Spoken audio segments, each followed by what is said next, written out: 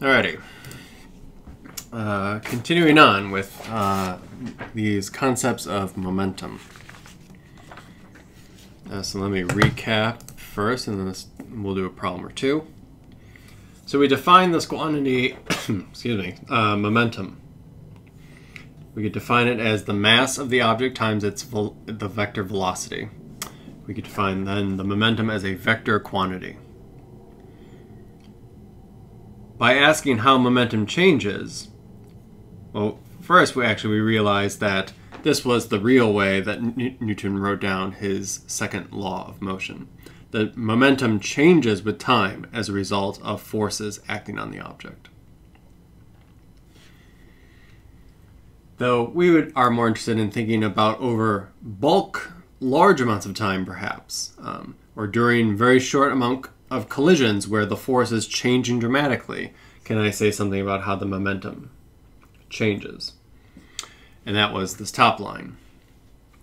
So analogous to work energy, we said that momentum changes because of impulse, which we define as a force over time, the integral of a force over time. In the case of, say, very rapid collisions that occur over a very short amount of time, a decent approximation is to approximate this as some average force acting on the object over some amount of time. So with that, let's think of this question. Marie is on a skateboard and has a mass of 50 kilograms. John is on another board and has a mass of 100 kilograms. You push on Marie for 2 seconds and on John for 1 second. After the pushes, Marie is moving faster than John. John is moving faster than Marie. Both have the same speed, or more information is needed. Let's assume you are pushing on, I guess, more information is needed. On the assumption that you push on both of them with the same amount of force during that 2 seconds or 1 second.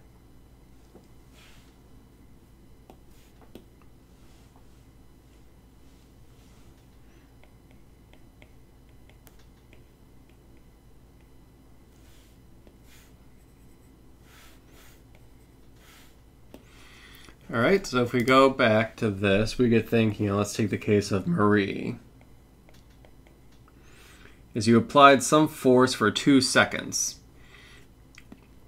So some force was applied for some delta t, which was 2 seconds. That is an approximation of J, which gives you a sense of how the momentum of Marie changed, which is just m Marie delta v of Marie. For John, you can write down the same expression, but it's f times delta t, but now in this case this is 1 second, equals delta p for John, which is m John times delta v. So I might say, just to give myself some numbers, I might say, okay, m John is 2m Marie, which is, which was 100. Sorry, no. No, I was right, 100 kilograms. Marie was 50. They both get the same amount of force applied to them, so let's just use a simple number. Let's assume that force is 1. And then what else have we told them? I guess the delta t. So then you got delta t Marie equals twice delta t John, which is 2 seconds for Marie. So then I would say delta v Marie equals that force times delta t Marie divided by the mass of Marie. Delta v John is that force times delta t John divided by the mass of John. And here I might plug in my approximations and see what I get. So I said F was 1, Marie was 2, divided by 50. Where John was 1, times 1 divided by 100. So this looks like it's 1/25. This looks like it's 1/100th. So in this case, I would say that Marie is definitely moving faster. 1/25 is much bigger than 1/100th. So delta V Marie is greater than delta V of John.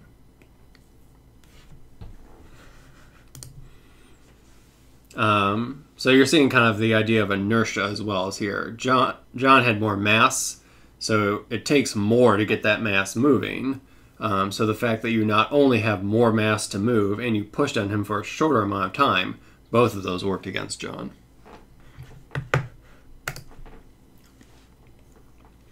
What about this problem? A 0.1 kilogram ball moves to the right and collides with the wall. Initially, it is moving to the right at 3 meters per second, and after 1 millisecond rebounds, moving left with a speed of 2 meters per second.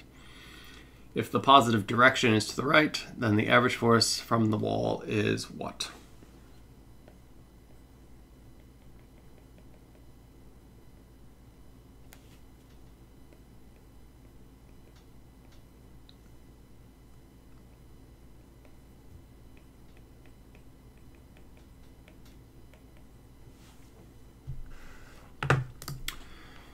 So in this case, we have a ball that's initially moving to the right, and we're defined to the right as positive. And initially comes into the wall with 3 meters per second, leaves the wall at 2 meters per second. I would say in this case, delta V, which is V final minus V initial, is -2 minus 3, or -5 meters per second. Delta P in that case is m times delta V, which for a 0.1 kilogram ball, I would then write this as -0.05 kilogram meter per second. There's no special unit for momentum. So its momentum changed by this amount. This is what was needed, how it changed in order for it to be going initially to the right, and then having it leave the wall, moving to the left. But we also know that the change of momentum is the result of an impulse, which is, we're going to approximate as some average force exerted over some amount of time. So the average force, in this case, is going to just be delta P, the change of momentum, over this small change in time. Delta T was 0.001 seconds. So in this case, this becomes -500 newtons.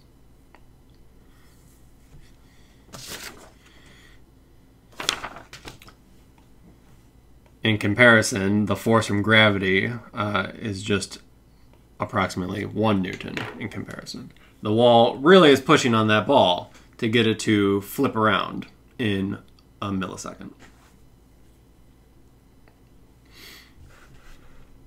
Do I have any others? I do not.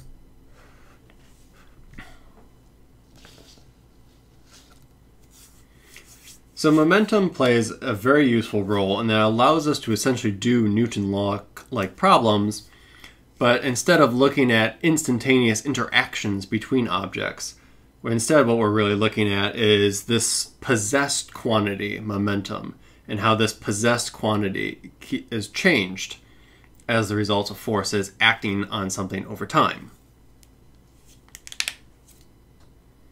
Now, just to make it clear, suppose I have a ball and I just hold it like this.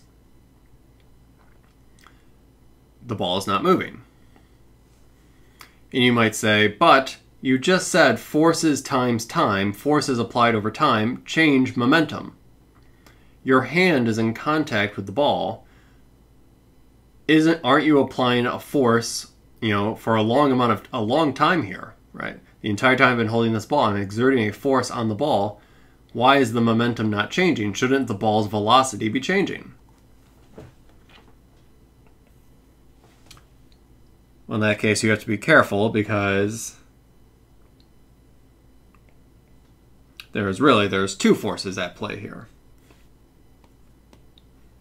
In the case of the box, it is true that the box is in contact with my hand.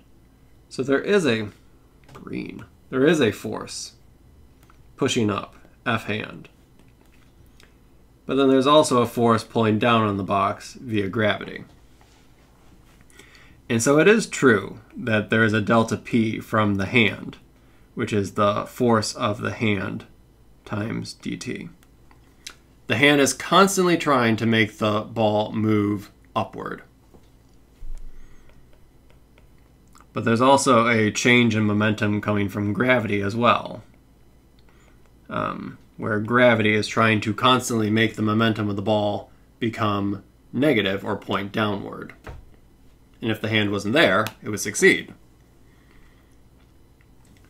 So the overall change in momentum, delta P total,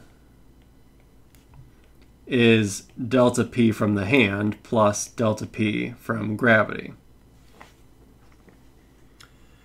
And in this case, if we treat the hand as a surface, there is a normal, right, it is a normal force.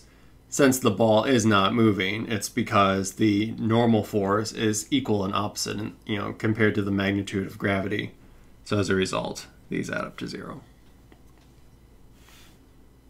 Said another way, right, I could write these again as the integral F hand dt plus F gravity dt.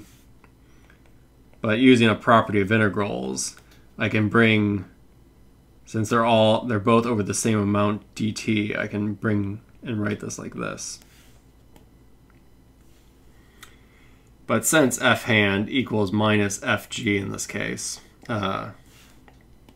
this part evaluates to 0, and it's the integral over 0.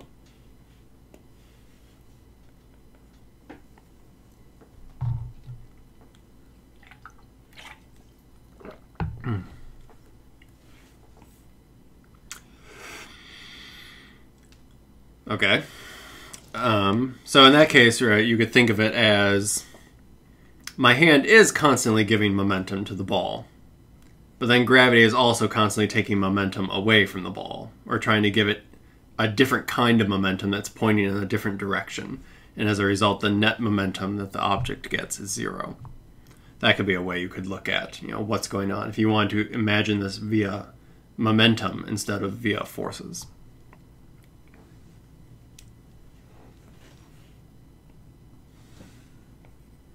Now, where momentum really comes in to use is when you start to focus on not just one object, but multiple objects,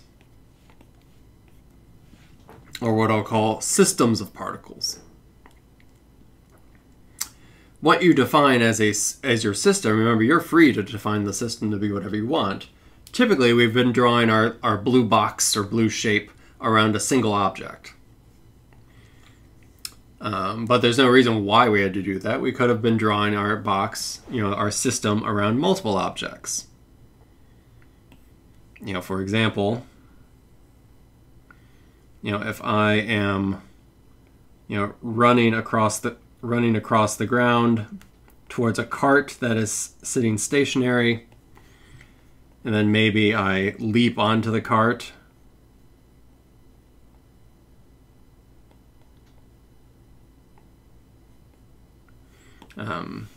And sail away. There's nothing that stops me from saying, instead of me or the cart as the system, I could say me plus cart. Right? I could say this is the system, and analyze that system, maybe via Newton's laws, via energy, or via momentum. So your system, again, can be whatever you want. When it includes multiple objects, there is a lot of utility in momentum. Let me create a simple example. Suppose this is the sun, and then orbiting the sun is, of course, the Earth. And orbiting the Earth is, of course, the Moon.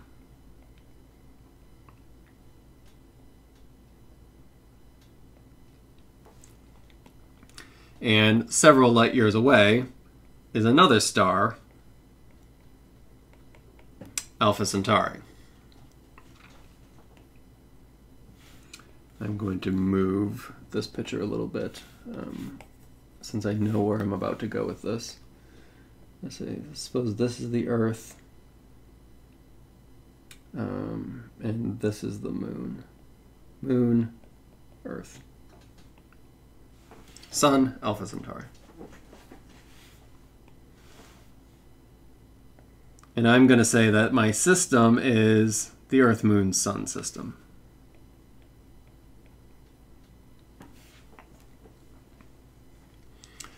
If I were to do this in terms of Newton's laws, I could, first thing I might do is to think about all the forces acting in this kind of makeup.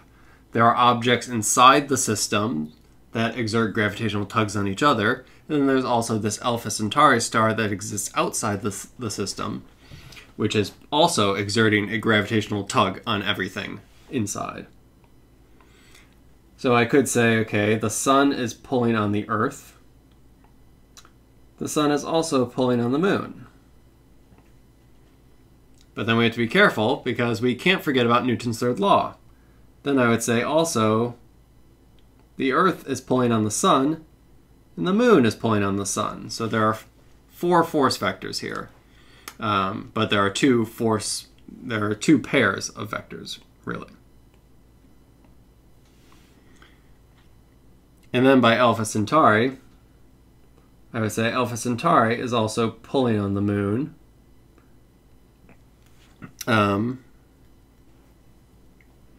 It is pulling on the Sun. And it is pulling on the Earth as well. And since it is outside my system, I'm not analyzing what forces are acting on Alpha Centauri. So I don't have to worry about the Newton third law pairs, as you know. I'm analyzing my system, so I'm asking what forces are acting on things in the system.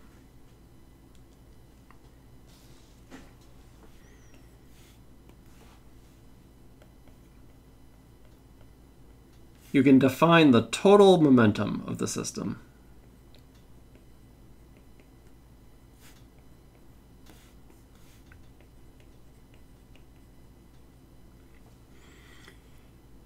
Sometimes I use big capital P. We could define it as just the sum of all the individual momentums. So I'll write those as P sub I, where the I is over objects in the system.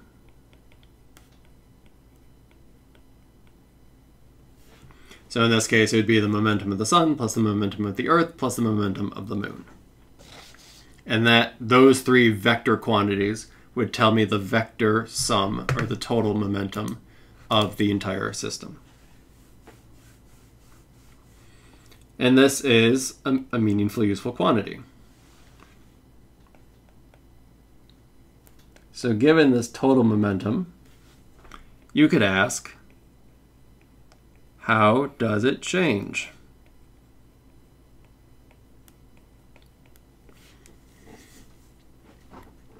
How can you change the total momentum of the system when the system is made up of multiple particles? When it was one particle, we said that momentum changes via impulse. Can we say something about how the total momentum is changing? And I am admittedly out of room, so I'm going to flip over. Now I'm going to take my system with me.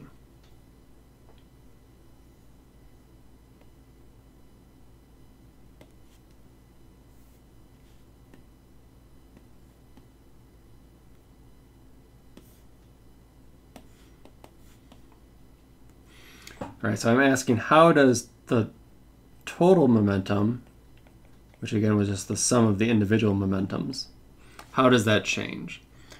Derivative is a fancy word for change. So what I'm asking here is, what is the derivative of the total momentum?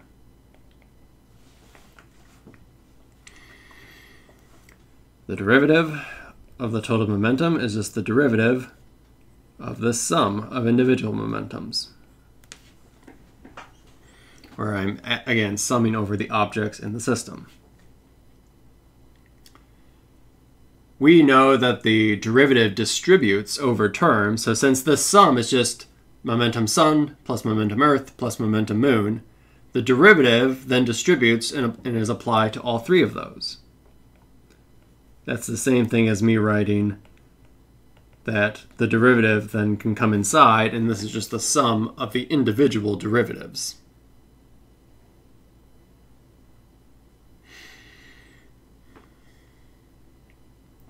However,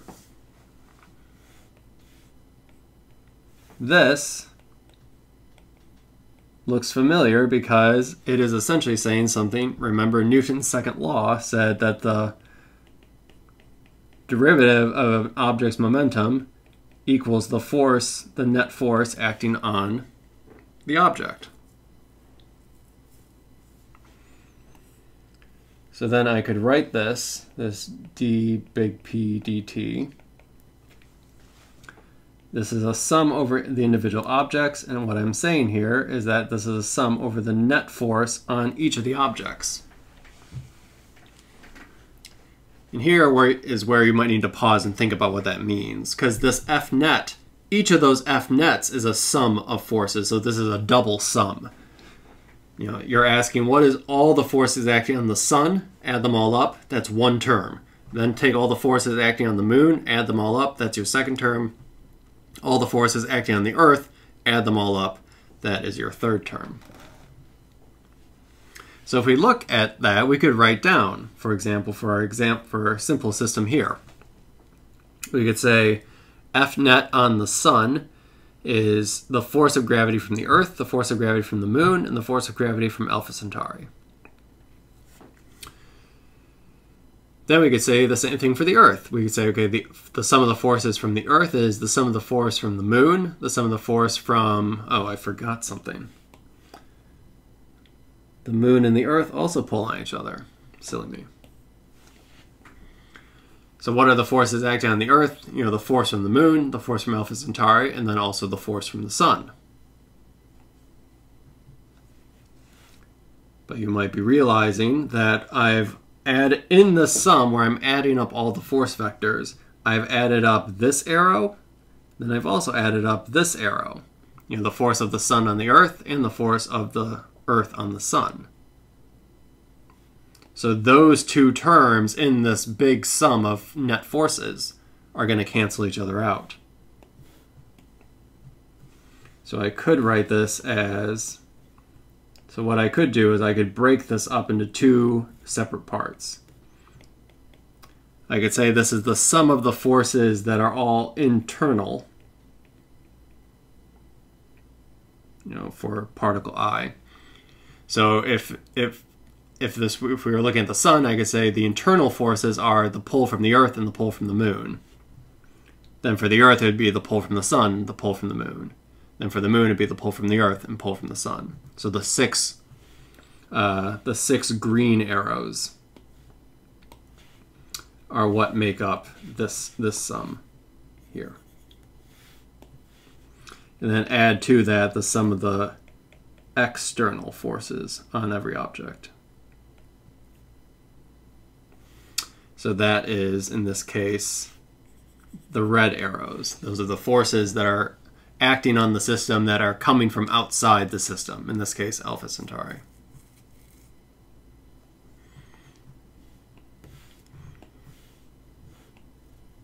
And the realization is that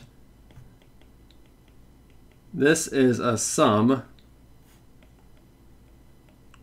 over all Newton third law force pairs. Somewhere in that green sum is the gravitational tug on the Earth from the Sun. But also somewhere in that green sum is the gravitational tug of the Sun from the Earth, which is equal and opposite. So when I add those two together, they cancel each other out. Similarly for the Earth and the Moon. Similarly for the Moon and the Sun. This entire thing adds up to 0. So as a result, I can say the total momentum of the system changes only because of external forces acting on the system. Remember these, right? These external forces are forces from outside the system.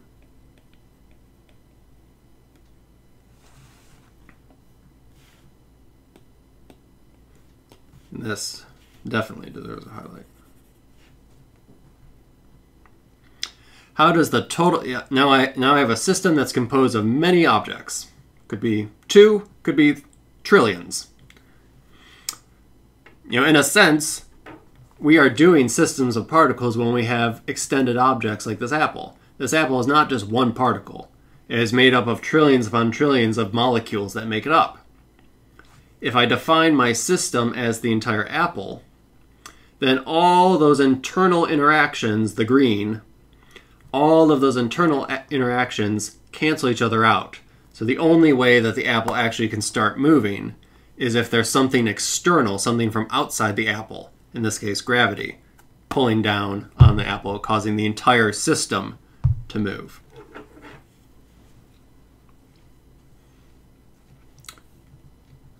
Now here's the big advance. If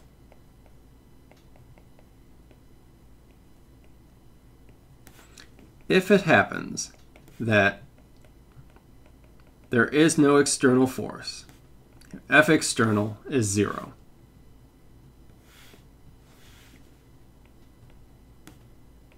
Or no external force. Forces, I guess.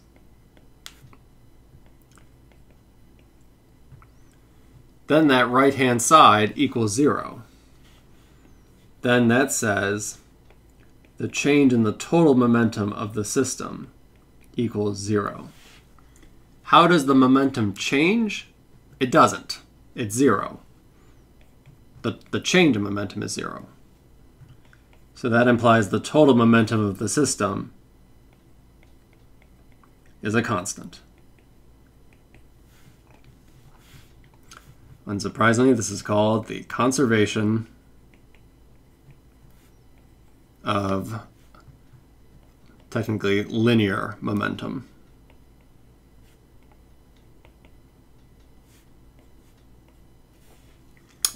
Linear because we're eventually going to find that there's another one called conservation of angular momentum. But you could also just say conservation of momentum.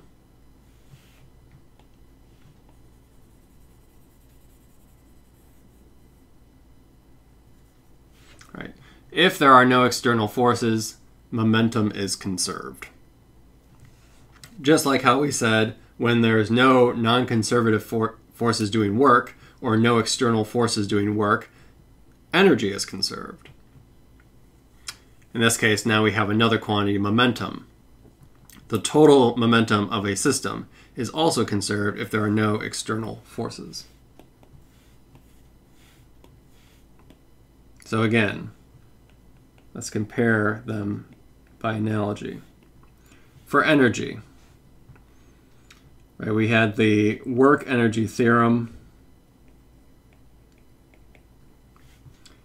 which allowed us to say that there was sometimes some nice conservative forces where we could say something about conservation, and they could call them potential energies. But sometimes there were non-conservative forces that did work as well, and we could not write them as a potential energy. Or maybe there were external forces outside the system doing work. So then this allowed us to say that the total energy of the system, kinetic plus potential, was equal to, external work or non-conservative work. If there was nothing like friction or there's no external forces, everything was nice and properly isolated, that right-hand side is 0, energy is conserved.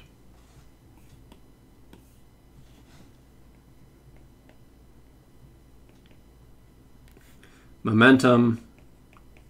Momentum changes because of impulses, some net impulse.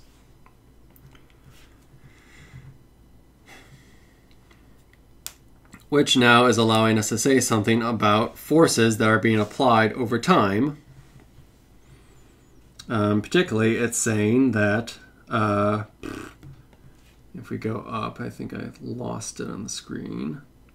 Oh no, there it is. So essentially I'm going to recopy what I had up there, such that the change in total momentum of the system as a function of time equal the total external force acting on the system. If there are no external forces acting on the system, then momentum is conserved inside the system. So with momentum, the trick is that you want to pick a system where this is true. You define your system, you draw your blue box, or blue circle or whatever, in such a way such that there are no external forces acting on the system. If you can do that, then you can say immediately that whatever is the total momentum inside your system must be a constant. How much space do I have?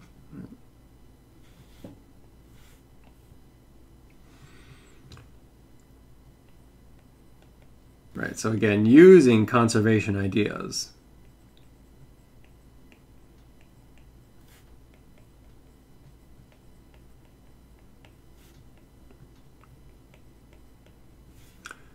Depends on the system you pick.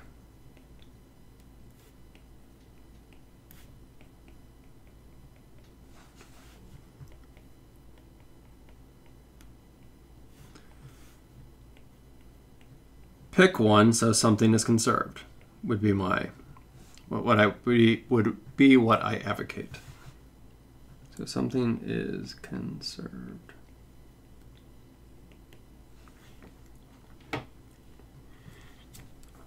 With energy, unfortunately, it has to, right, there's a little bit more restriction on energy in order for that to be the case. For example, if friction's in the problem, you're out of luck. It's hard for you to pick a system where the friction is not actually acting on, something that you're studying. So energy is a little bit more restrictive in that sense. The nice thing about momentum is that you can almost always pick some sort of system where momentum is conserved. So I could say, if we wanted to think of some strategies to keep in mind.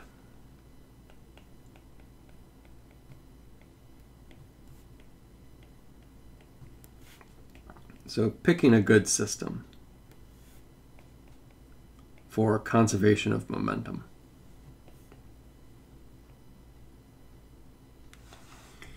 I would say, first things first, try to do so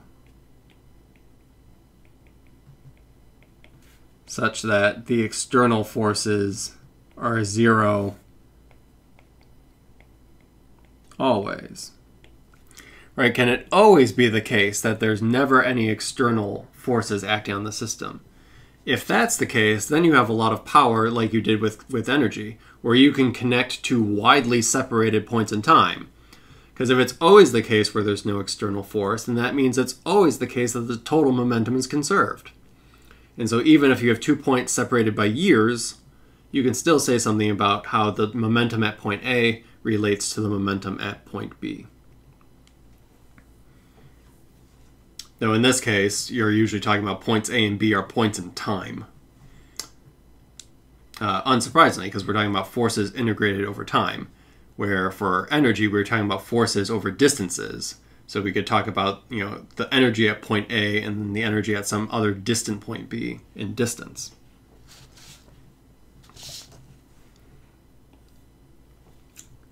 So ideally, you can do that. If that's not possible, you can try to do the impulse approximation.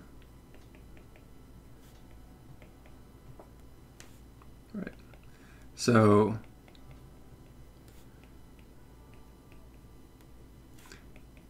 pick a system to study.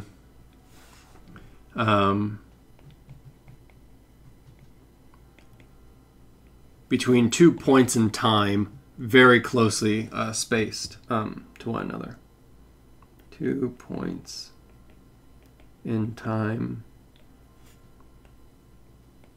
very close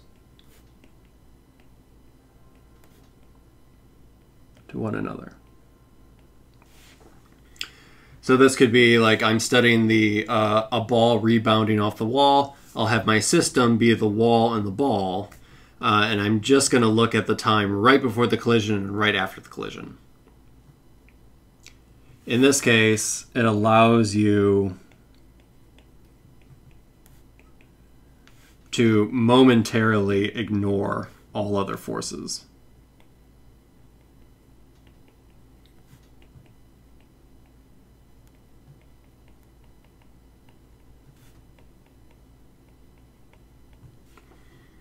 What do I mean by that? We saw in a couple of examples, I was making sure to compare, the force the ball felt on the wall to, say, the amount of force the ball was feeling because of gravity. And usually they were different by orders of magnitude. The only thing during a collision where there's some contact force that's extremely large,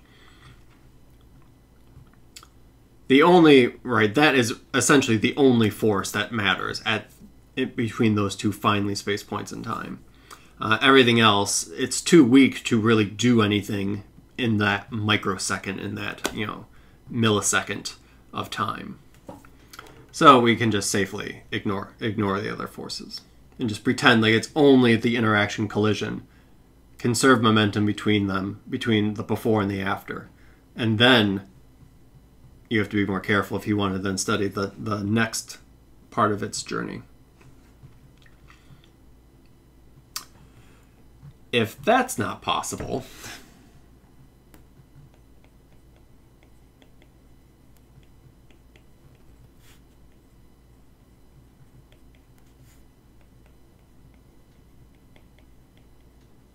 if you can't make an impulse approximation, try to divide the problem up.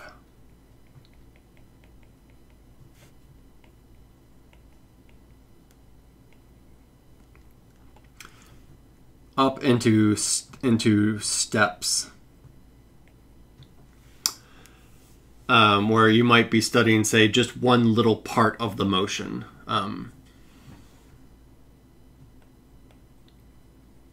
Where conservation of energy, conservation of momentum, or maybe you just have to grit your teeth and use Newton's laws.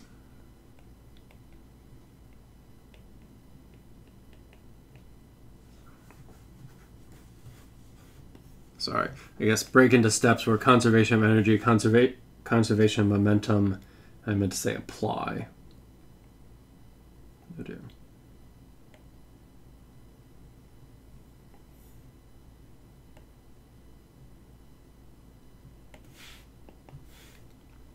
So where these apply.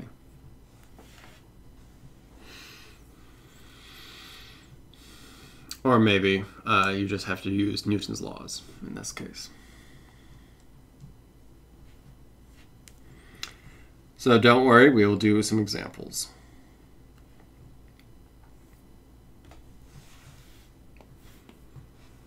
Something we could first do is just ask when momentum can be conserved. Just identifying a good system is a good first step. So I could go back to me in the cart. So if I say, suppose I am running towards a cart with some velocity equal to 5 meters per second in the horizontal direction, none in the vertical.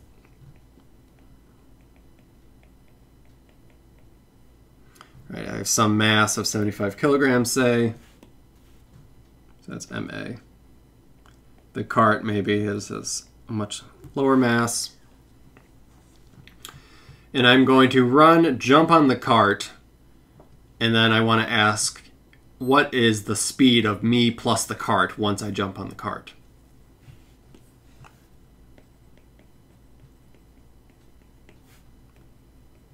So speed of me plus cart once I jump on. Now, in order to do this, we should first identify a system that allows us to do this cleanly.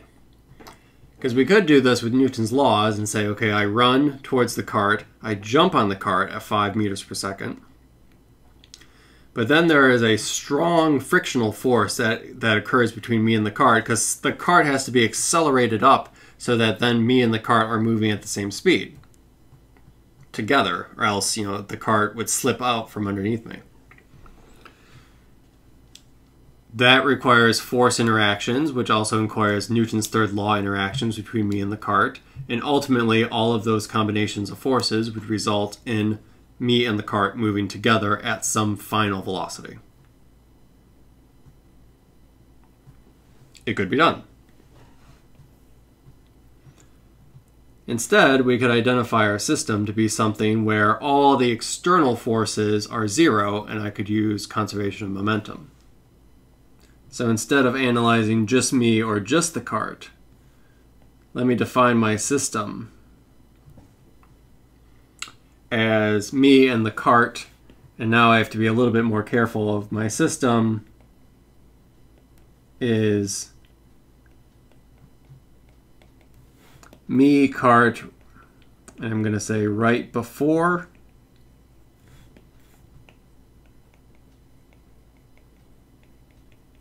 and right after I jump on.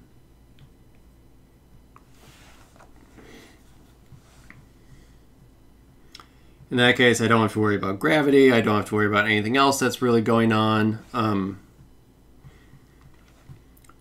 You can think of this, essentially, it's, I'm sticking myself to the cart while I also have some forward momentum. So in this case, I would say that implies that the total momentum, which is momentum of me plus momentum of cart, is conserved.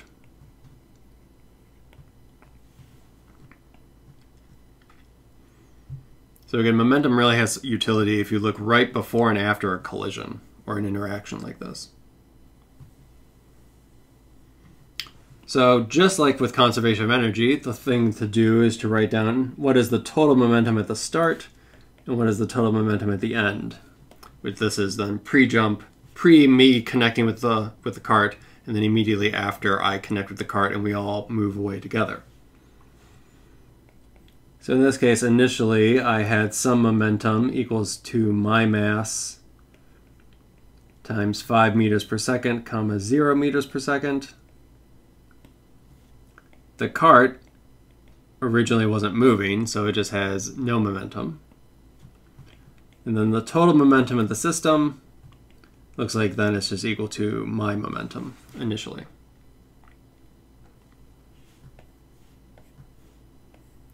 In the end in this case, I jumped onto the cart and then the cart and I moved together. So now it's no longer Aaron and the cart, it's Aaron plus cart, right? There's only one object now in this case. So I say there's one object, Aaron cart. So I could say the mass of Aaron cart is the sum of our masses, so in this case 80 kilograms. And Aaron cart has some velocity, Aaron cart, which we don't know. So in this case, the total momentum of the system is then just the momentum of Aaron cart. So that's m Aaron cart times velocity of Aaron cart.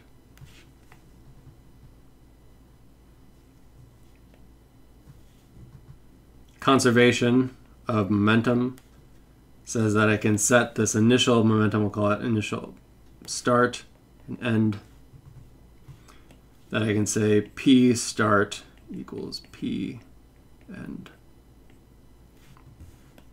Or I can say the mass of Aaron times the velocity of Aaron equals the mass of air and cart plus the velocity of air and cart,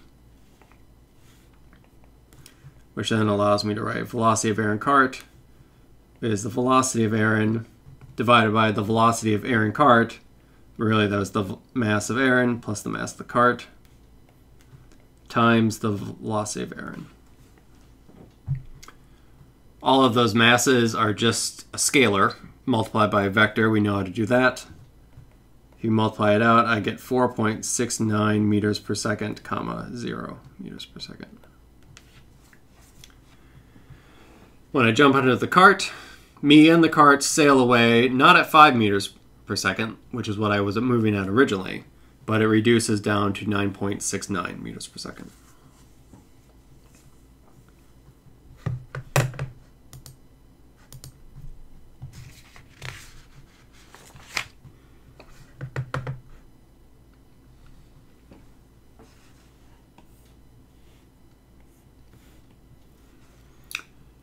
Some examples can also just be whether determining whether or not momentum is conserved at all. So we'll do a couple of these in class as well. But suppose you have a ball, and I define my system as just the ball as it falls towards the earth over 10 seconds. And the system is the ball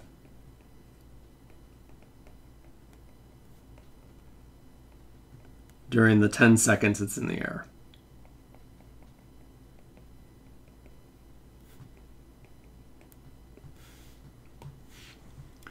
In this case, I would say momentum, the total momentum, is not conserved. Right? The total momentum is not constant. In this case, the system, just the ball is speeding up as you fall down. Why is that the case? Because in this case, there is an external force acting on the system. Something from outside the system is exerting a force on something inside the system. That violates the rule for momentum conservation.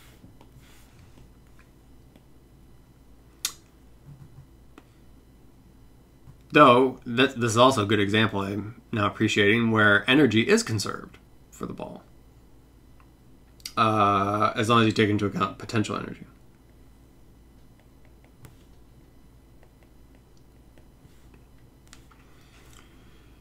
Same problem, but now what if I define my system to be ball plus earth?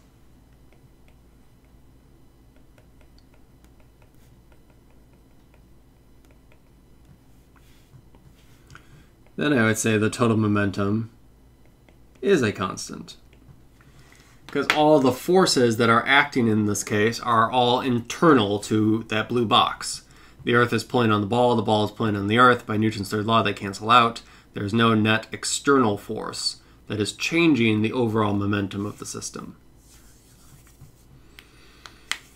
And of course, what this means is that as the ball speeds up as it falls down towards the earth, remember the ball also pulls on the earth ever so slowly starts to move up a little bit. Imperceptibly slow, but nonetheless does, such that the total momentum of the system remains a constant.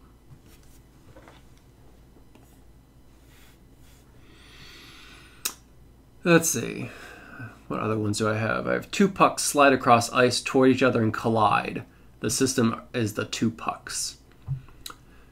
That's essentially like what we've done before. So yes, momentum is conserved in that case during the collision.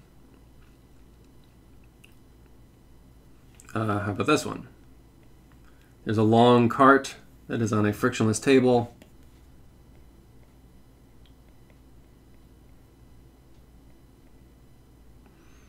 And my cat Geo walks along the cart. And we define the system as Geo plus cart.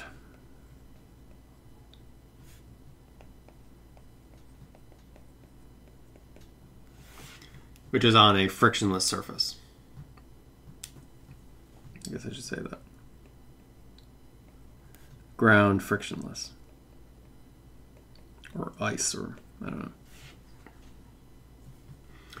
So in this case, the cat is constantly in contact with the cart, both in the fact that there's a normal component, and also there's a friction component, because if not, the cat would not be able to move across the cart, because you're walking, you're pushing off the floor at some angle, or friction is pushing you forward or backwards.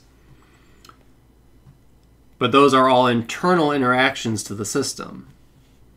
So in this case, I would say P is constant. This is the case, actually, you might have experienced this. You can experience this easily if you're on a boat, where if you might have been in the case where you have a boat and it's really close to a dock. I'll do this problem in the next lecture. This is a good problem.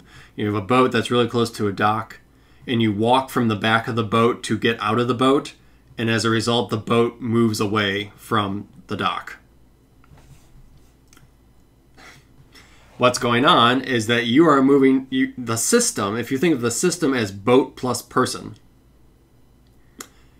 you move forward, so you create some forward momentum.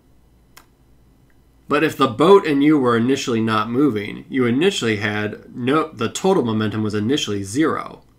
So if you start moving forward in the boat, in order for the total momentum to stay 0, the boat then has to start moving in the opposite direction, so that the sum of these two cancel out, and there's no overall momentum still, even though you're moving, but then the boat moves in the opposite direction as a response. In which case you drift away from dock as you walk towards the front of the boat.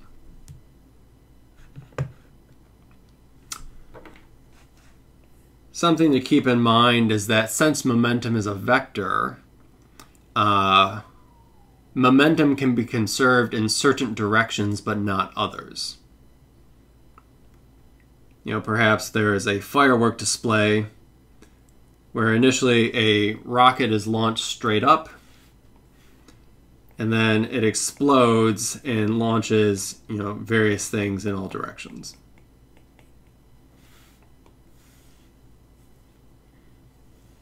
And we define our system as this entire display.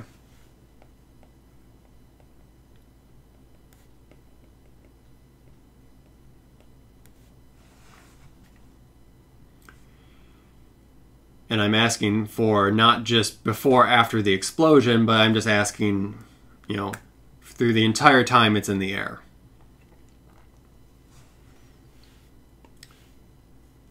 In this case, the total momentum in the y direction is not constant, because there is the Earth pulling down on the fireworks and all its shattered little sparkly bits. So since there's an external force acting on the system, and it's acting in the vertical direction, the momentum in the y direction actually is not constant. However, the total momentum in the x direction is a constant. There are no external forces acting in the horizontal direction after the explosion. So in that case, actually even during the explosion, so in that case, the total momentum in the horizontal direction would remain constant. So if it was the case where the rocket was launched straight vertically upward and then exploded, that means that initially, right before the explosion, there was no horizontal velocity. There was nothing moving to the left or to the right. The explosion occurs. Now, of course, there's lots of stuff moving left and lots of stuff moving to the right. But if you were to add up the momentum, the horizontal momentum of all the left motion and all the right motion, it must add up to 0, because the horizontal momentum, it remains conserved. But in this case, not the vertical momentum.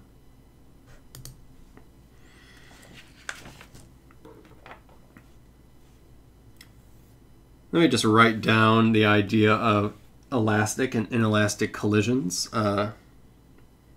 And then the next lecture will just, again, be a bunch of problems. So if we go back to this previous example of me jumping on a cart, we identified that right before and right after I jump on the cart, we could treat that as an instance where momentum is conserved. And we used that to find the speed that I was moving, or the velocity of air and cart, after I, boarded the cart.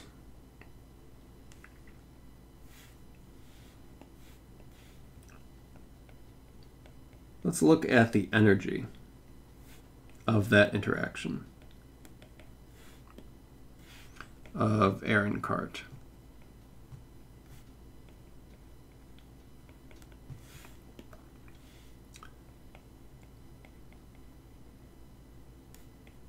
Before I board, the kinetic energy of the system was just the mass of Aaron times the initial velocity of Aaron squared. Which, given the problem, the numbers I gave, I get 937.5 joules. And since we're essentially on the floor, there's no potential energy, so this is also the total energy of the system.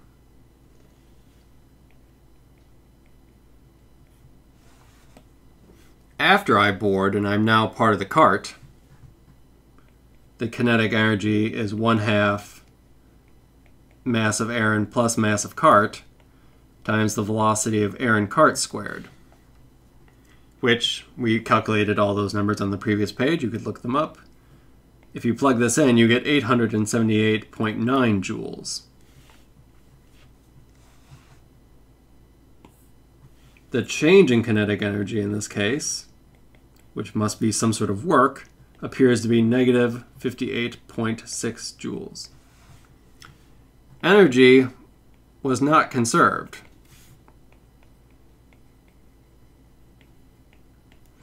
The overall kinetic energy went down when I jumped onto the cart. Some sort of work was done. And you might ask, what did work? Seemed like you were jumping on the cart, then you and the cart sailed away. What is doing this negative work? And negative work, what's happening here is it has to be, I would say, the friction between you and the cart. You know, the cart wouldn't start to suddenly move at the same speed unless I exerted a force on the cart so that it then gained enough, had enough acceleration so that it was then moving at the same velocity as me. All the while, I'm also slowing down ever so slightly so that the cart is then moving at, what was it, 4.69 meters per second, you know, so that we both had that same velocity to the right. So there had to be some interaction forces, particularly friction in the horizontal direction, which, you know, as a result, drained away some of that kinetic energy, which likely went into, you know, heat. You know, the surface between my feet and the cart likely heated up a little bit as a result of this. This is an example of what is called an inelastic collision.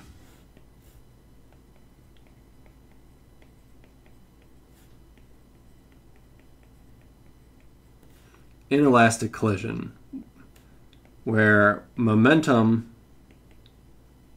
is conserved, energy is not. In fact, energy will always decrease as a result.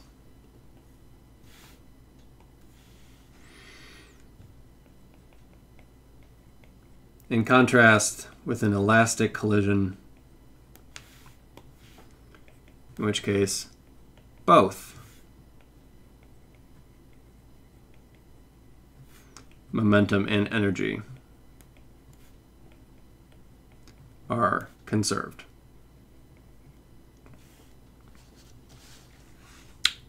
Much rarer. You know, an example could be a very perfectly elastic bouncy ball. You know, the bouncy ball rebounds essentially with the same velocity as it came in on.